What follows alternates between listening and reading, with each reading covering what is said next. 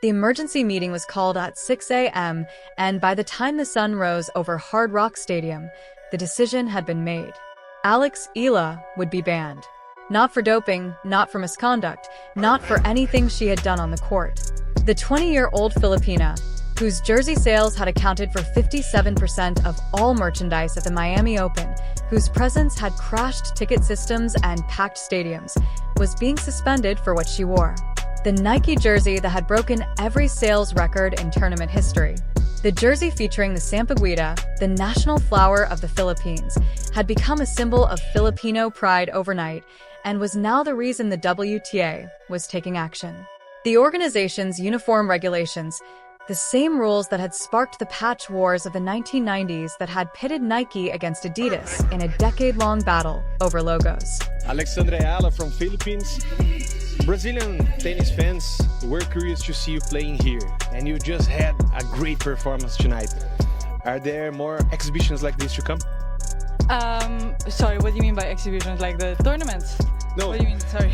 No, are there more exhibitions like this, the performance like this here in Brazil? Well, this is my first time in Brazil, and my first time in South America actually. So I'm so happy to see that, the crowd is so lively, and I didn't expect, so many people to come out and watch me play. I guess I was a bit lucky to be sandwiched in between two great Brazilians. So no, I'm just so happy to be here and to be able to play. The numbers were still being counted when the WTA made its decision. Alex Eala's jersey had already sold out within hours of its release. Pre-orders alone crashed the Nike website twice. From Manila to Dubai to Los Angeles, Filipino fans rushed to claim a piece of history. By the end of the Miami Open, the figures were undeniable. Eala's jersey accounted for 57% of all merchandise sold at the tournament, more than every other player combined. The biggest names in the sport couldn't match it. Coco Gauff, Iga Swiatek, Ons Jabeur, Aryna Sabalenka. Together, they sold less than Eala alone.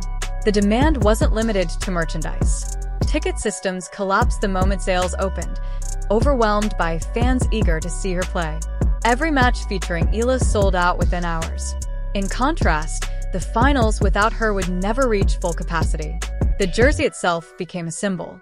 A clean white base accented with subtle sampaguita-inspired patterns along the collar and sleeves. The colors of the Philippine flag lined the trim while the Nike swoosh stood boldly on the chest. It was more than sportswear. It was identity, pride, and history woven into fabric. Fans didn't just wear it to matches. They wore it to school, to work, to gatherings, anywhere Filipinos came together to celebrate their rising icon. For Nike, it wasn't just a success. It was a phenomenon. The brand had spent years building Alex into more than just an ambassador. From the custom sampaguita-inspired hair tie she debuted at Wimbledon to the portrait installations at Nike's Oregon headquarters, she had been treated as a creative partner, not merely an endorser. Now, with jersey sales shattering records, that investment was paying off beyond even Nike's expectations. But where Nike saw triumph, the WTA saw a problem. They saw a jersey that violated uniform regulations, a swoosh larger than what was permitted, design elements that extended beyond the allowed fashion zones, and in their view, a player who had crossed a line, one that no amount of commercial success could justify. The WTA's uniform rules had been controversial since their introduction in the 1990s. They were meant to preserve balance, to prevent any single manufacturer from dominating the sport's visual identity, to ensure sponsor visibility, and to maintain a consistent professional look across the tour. But from the very beginning, exceptions undermined that balance, and those exceptions fueled decades of conflict. In the 1990s, the so-called patch wars erupted when Venus Williams refused to wear the WTA sponsor patch on a Reebok dress at the US Open. The tour responded with fines and threats of further sanctions. Yet, the real controversy lay elsewhere. Nike had secured an exemption. Its players were not required to wear the patch, a concession that rival brands saw as blatant favoritism. The tension carried into the 2000s when Nike and Adidas clashed over a deceptively simple question: what counts as a logo? Adidas maintained that its signature 3 stripes along the sleeves were a design element, fashion, not branding. Critics, including Nike, argued otherwise. The dispute escalated beyond tennis. The International Olympic Committee ultimately ruled that the three stripes constituted a logo, forcing Adidas to comply with strict size limitations. On the tennis courts, however, the fight never truly ended. Both the ADP and the WTA were left repeatedly revisiting their rules, trying to define the line between expression and regulation, between identity and uniformity. Now, with Eala at the center of a global phenomenon, that unresolved tension had finally come to a head. At the Grand Slams, the restrictions were even tighter. Under the International Tennis Federation, ITF, rule book, sponsor logos had to remain minimal. No single mark could exceed 2 square inches. The margin for expression was razor-thin, and enforcement could be unforgiving. At the 2025 French Open, American player Hailey Baptiste experienced that scrutiny firsthand. Moments before her third-round match, she was pulled aside by officials. Her Nike headband logo was deemed too large. The Jumpman logo on her arm sleeve was also flagged. She was eventually allowed to compete, but only after turning the sleeve inside out and receiving a one-time exception for the headband. For players and manufacturers, the inconsistency was maddening. As tennis legend Martina Navratilova once wrote, the rules often felt less like standards and more like shifting boundaries, applied unevenly and interpreted differently, depending on the moment. And now the numbers the WTA seemed determined to overlook were impossible to ignore. When Alex played, stadiums were full. When she exited, they emptied. After her fourth-round departure, ticket sales collapsed, plummeting by 63%. The semifinals and final were played in half-empty arenas. Broadcast partners quietly threatened to scale back coverage. Sponsors pushed for refunds. What should have been the most profitable Miami Open in history instead reported significant losses. There had been only one bright spot: Eala's jersey accounting for 57% of all merchandise revenue. It was an unprecedented phenomenon. Demand surged so intensely that a secondary market emerged where even otherwise unwanted tickets gained value simply because of her presence. Filipino fans who had traveled across continents wore her jersey with pride, transforming the tournament into something larger than sport, a celebration of identity, unity, and national pride. And yet the WTA's decision to ban Eala threatened to unravel even that.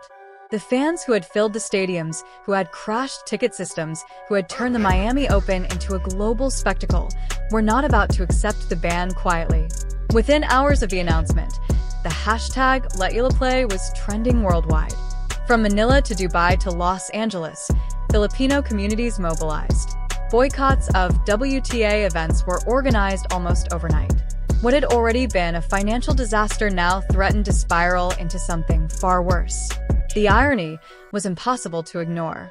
The Women's Tennis Association had spent years trying to grow the game, expanding into new markets and searching for stars who could fill stadiums and capture global attention. And they had found one. The problem was their biggest star didn't fit the mold. She wasn't ranked in the top 40. She hadn't won a Grand Slam. And now she was being banned for wearing a jersey that celebrated her heritage. The very organization that should have been celebrating her rise was punishing her for it. Behind the scenes, the locker room was in turmoil. Players who had only weeks earlier questioned the attention Eala received were now rallying behind her. The divide that once seemed unbridgeable was closing fast, united by a growing sense that something had gone too far. Even rivals stepped forward. Coco Gauff, who had been involved in a tense tunnel exchange with Eala just days before, was among the first to speak out. "This is ridiculous," she wrote on social media. Alex did nothing wrong. She wore a jersey her fans loved. If the WTA has a problem with the rules, change the rules. Don't punish the player who brought millions of new fans to our sport. Aryna Sabalenka, still dealing with her own frustrations after being overlooked in favor of Roger Federer at a recent event, set them aside without hesitation. This was bigger than rankings, bigger than rivalries. For the first time in years, the locker room stood united, and the WTA was no longer just facing one player. It was facing everyone. "I don't agree with this decision," she said in a statement. "Alex is the biggest draw in women's tennis. She sells out stadiums. She brings new audiences to our sport. Banning her is not the answer. Jessica Pegula, who had experienced the Eala effect firsthand during their semi-final clash at the 2025 Miami Open, was even more direct. The WTA needs to get its priorities straight, she told reporters. We have a player who is doing more to grow this sport than any marketing campaign, and instead of celebrating her, they're punishing her. It doesn't make sense. Even the legends stepped in. Billie Jean King, founder of the Women's Tennis Association, added her voice to the growing backlash, underscoring just how far the controversy had spread. But nowhere was the reaction stronger than within the Filipino community. They had followed Eala's journey from junior tournaments to the global stage. To them, this wasn't just a ruling. It was personal. Within hours of the announcement, protests formed outside WTA headquarters. Headlines blazed across Philippine media. Let her play. Social media erupted with hashtag #LetEalaPlay trending worldwide for 3 consecutive days. In Manila, thousands gathered at the Rizal Memorial Tennis Center, the very courts where Eala had first picked up a racket. They came wearing her jersey. They waved Philippine flags. They chanted her name. What had started as a uniform violation had become something far bigger. It was no longer just about rules. It was about identity, pride, and a global movement that refused to be ignored. The scene repeated itself across the world. In Dubai, in Los Angeles, in London, wherever Filipinos had gathered to watch their hero rise, they now gathered to protest. The economic impact was immediate.